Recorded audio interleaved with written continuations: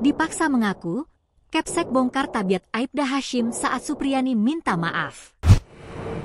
Kepala sekolah tempat guru Supriyani mengajar, Sana Ali, bikin kesaksian menohok saat sidang kasus guru menganiaya murid di Baito. Ketika dipanggil menjadi saksi pada 30 Oktober 2024, keterangan Sana Ali membuat Supriyani tak kuasa menahan tangis di persidangan. Supriyani tak menyangka, sosok yang selama ini jadi tumpuannya menghadapi kasus ini memberikan kesaksian yang begitu menohok dan berpotensi menyentil banyak pihak. Sekedar informasi, Supriyani dituduh sudah menganiaya seorang murid kelas 1 SD.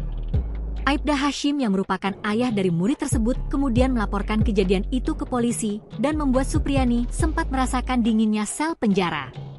Mengutip tribuntimur.com, air mata Supriyani mengucur saat mendengarkan kesaksian Sana Ali.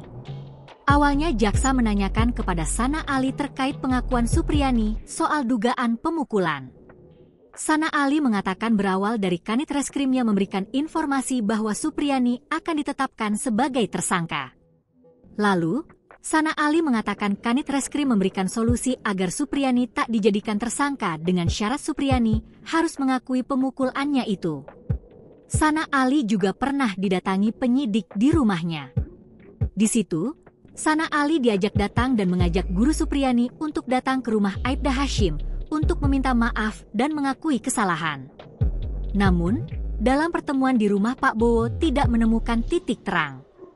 Hingga akhirnya guru Supriyani pun ditahan selama sepekan sebelum perkara masuk persidangan.